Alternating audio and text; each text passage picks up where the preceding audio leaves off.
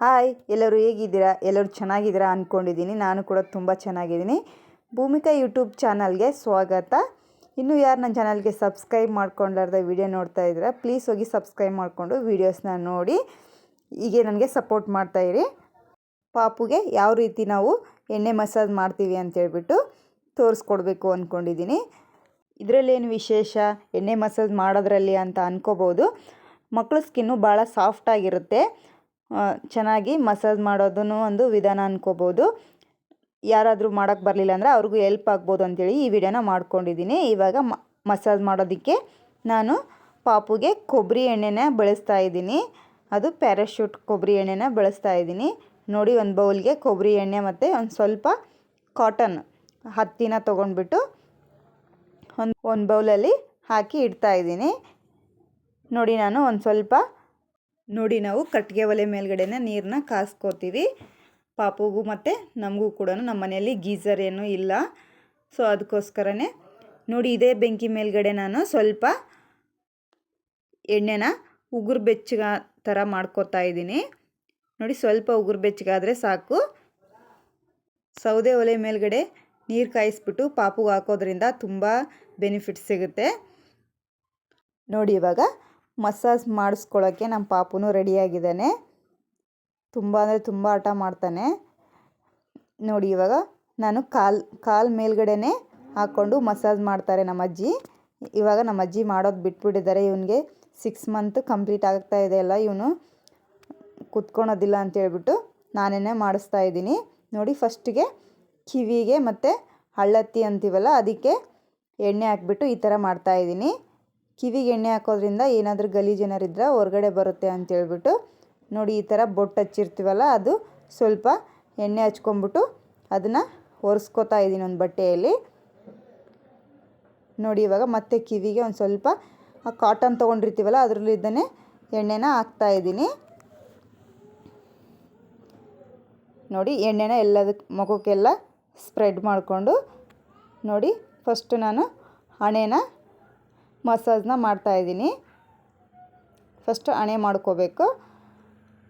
ಆನಂತರ ಈ ಥರ ಚೆನ್ನಾಗಿ ಮಸಾಜ್ ಕೊಡಬೇಕು. ಭಾಳ ಪ್ರೆಸ್ಸರ್ ಹಾಕ್ಬಿಟ್ಟು ಮಸಾಜ್ ಮಾಡಬೇಡಿ. ನೋಡಿ, ಯಾವ ಥರ ಮಸಾಜ್ ಮಾಡ್ತಾಯಿದ್ದೀನಲ್ಲ.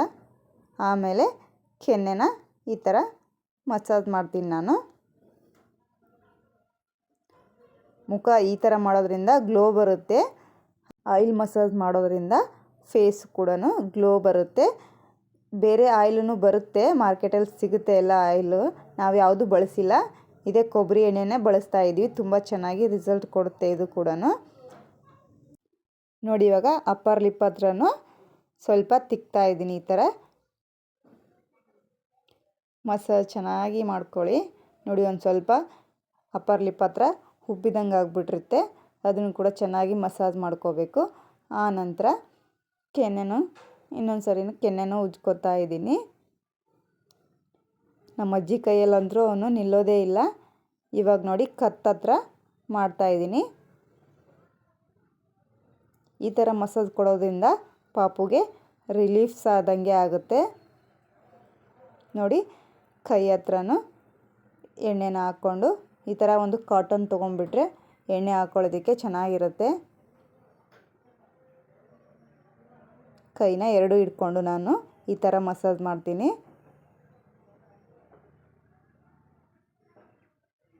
ನೋಡ್ತಾ ಇರ್ಬೋದು ಯಾವ ಥರ ಮಾಡ್ತಾಯಿದ್ದೀನಿ ಅಂತೇಳ್ಬಿಟ್ಟು.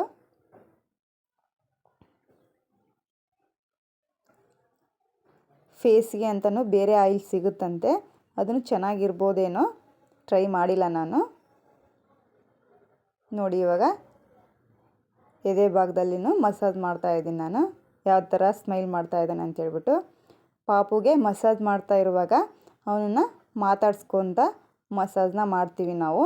ಯಾಕಂದರೆ ಮಕ್ಕಳು ಆ್ಯಕ್ಟಿವ್ ಆಗಿರ್ತಾರೆ ಅಂತೇಳ್ಬಿಟ್ಟು. ಇಲ್ಲ, ಹಾಡು ಹೇಳ್ಕೊತ ಮಾಡಿ, ನೀವು ಮಾಡೋಂಗಿದ್ರೆ ನಿಮ್ಮ ಮನೇಲೂ ಪಾಪು ಇದ್ದರೆ. ನೋಡಿ, ಇವಾಗ ನಾನು ಮೊಣಕಾಲು ಹತ್ರನೂ ಸ್ವಲ್ಪ ಎಣ್ಣೆನ ಹಾಕ್ಕೊಂಡು ಅಲ್ಲಿ ಕೂಡ ಚೆನ್ನಾಗಿ ಆ ಥರ ಮಸಾಜ್ ಮಾಡ್ತಾಯಿದ್ದೀನಿ. ನೋಡಿ, ಅವನಂತೂ ತುಂಬ ಎಂಜಾಯ್ ಮಾಡ್ತಿದ್ದ ಇವತ್ತು ಮಸಾಜ್ ಮಾಡೋದಿನ. ನಾನು ಎಲ್ಲ ಬಟ್ಟೆ ಬಿಚ್ಚಿಬಿಟ್ಟು ಡೈಲಿ ಮಸಾಜ್ ಮಾಡ್ತೀನಿ. ಇವತ್ತು ವೀಡಿಯೋ ಮಾಡ್ತಿದ್ನಲ್ಲ ಅದಕ್ಕೋಸ್ಕರ ಬಟ್ಟೆ ಹಾಕ್ಬಿಟ್ಟು ಮಸಾಜ್ನ ಮಾಡ್ತಾಯಿದ್ದೀನಿ. ಮತ್ತು ಇದೇ ಥರನ ಮಾಡ್ತೀರಾ ನೀವು ಅಂತ ಹೇಳ್ಬಿಟ್ಟು ಹೇಳ್ಬೇಡಿ.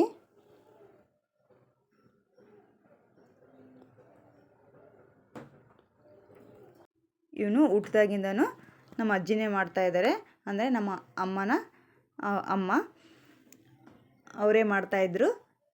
ಇವಾಗ ಇವನು ಕಾಲ ಮೇಲೆ ಹಾಕ್ಕೊಂಡು ಮಾಡೋದಕ್ಕೆ ಇವನು ನಿಲ್ಲೋದಿಲ್ಲ ಅಂತ ಹೇಳ್ಬಿಟ್ಟು ನಾನೇ ಮಾಡ್ತಾಯಿದ್ದೀನಿ ಇವಾಗ ಮಸಾಜ್. ಇವನು ಕಾಲ ಮೇಲೆ ಹಾಕ್ಕೊಂಡ್ರೆ ನಿಲ್ಲೋದಿಲ್ಲ ಅಂತ ಹೇಳ್ಬಿಟ್ಟು ಒಂದು ಬಟ್ಟೆನ ಹಾಸ್ಕೊಂಡು ಈ ಥರ ಮಲಗಿಸ್ಬಿಟ್ಟು ಮಾಡ್ತಾಯಿದ್ದೀನಿ. ಈ ಥರ ಆದರೆ ಕಂಫರ್ಟಬಲ್ ಆಗಿರುತ್ತೆ ಅಂತ ಹೇಳ್ಬಿಟ್ಟು ನೋಡಿ. ಇವಾಗ ಉಲ್ಟಾ ಮಲಗಿಸ್ಬಿಟ್ಟು ತಲೆಗೆ ಎಣ್ಣೆನ ಹಾಕ್ತಾಯಿದ್ದೀನಿ. ಮತ್ತು ನಿಮ್ಮನೇಲೂ ಪಾಪು ಇದ್ದರೆ ನೀವು ಯಾವ ಥರ ಮಸಾಜ್ ಮಾಡ್ತೀರಾ ಅಂತ ಪ್ಲೀಸ್ ನನಗೆ ಕಮೆಂಟ್ ಮಾಡಿ ತಿಳಿಸಿ ಆಯಿತಾ. ಬೆನ್ನಿಗೂ ಕೂಡ ಹಾಕ್ಕೊಂಡು ಚೆನ್ನಾಗಿ ಮಸಾಜ್ ಕೊಡಬೇಕು.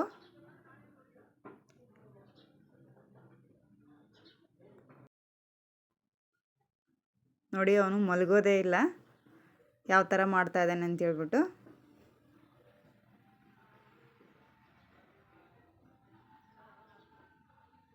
ತಿಕ್ತೀವಿ ಅಂಥೇಳಿ ಜೋರಾಗಿ ಮಸಾಜ್ ಜೋರಾಗಿ ಮಾಡಬೇಡಿ, ಸ್ಲೋಗಿನೇ ಮಾಡಿ. ಕತ್ತತ್ರ ಚೆನ್ನಾಗಿ ಮಸಾಜ್ನ ಮಾಡ್ಕೊಳ್ಳಿ. ನೋಡಿ ಇವಾಗ ಫಿಂಗರ್ಸಿಂದ ಚೆನ್ನಾಗಿ ಬೆನ್ನಿಗೆ ಮಸಾಜ್ ಮಾಡಿ. ನಿಮ್ಮನೇಲೂ ಪಾಪು ಇದ್ದರೆ ಯಾರಾದರೂ ದೊಡ್ಡವರು ಇರಲಿಲ್ಲ ಅಂದರೆ ಹೆಲ್ಪ್ ಆಗ್ಬೋದು ಈ ವಿಡಿಯೋ.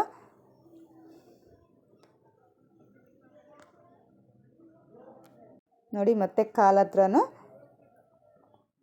ಮಸಾಜ್ ಮಾಡ್ತಾಯಿದ್ದೀನಿ. ಈ ಥರ ಮೊಣಕಾಲ ಹತ್ರ ಚೆನ್ನಾಗಿ ಮಸಾಜ್ ಮಾಡ್ಕೊಳ್ಳಿ, ಯಾಕಂದರೆ ಒಂದೊಂದು ಪಾಪುಗಳಿಗೆ ಗಂಟಾಗ್ಬಿಡುತ್ತೆ ಅಂತಲೇ ಅದಕ್ಕೋಸ್ಕರ ಹೇಳ್ತಾ ಇರೋದು.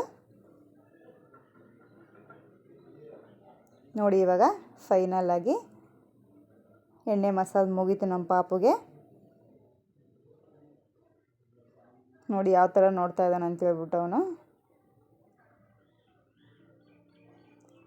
ಇವಾಗ ಸ್ನಾನ ಮುಗಿಸ್ಕೊಂಡು ಕರ್ಕೊಂಡು ಬರ್ತೀನಿ, ಬಿಸಿ ಬಿಸಿ ನೀರು ಹಾಕ್ಕೊಂಡು ಬರ್ತೀನಿ.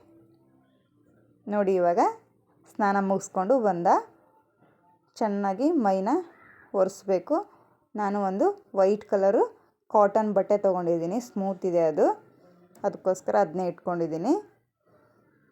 ನೋಡಿ 2 ಕಾಲು ಮಧ್ಯದಲ್ಲಿ ಮತ್ತು ಕೈ ಹತ್ರ ಎಲ್ಲನೂ ಕ್ಲೀನಾಗಿ ಒರೆಸ್ಕೋಬೇಕು. ಮತ್ತು ಕತ್ತ ಹತ್ರ ನೀಟಾಗಿ ಒರೆಸ್ಕೋಬೇಕು, ಇಲ್ಲಾಂದರೆ ಒಂಥರ ಕೆಂಪಗೆಲ್ಲ ಆಗಿಬಿಡುತ್ತೆ ಪಾಪುಗಳಿಗೆ.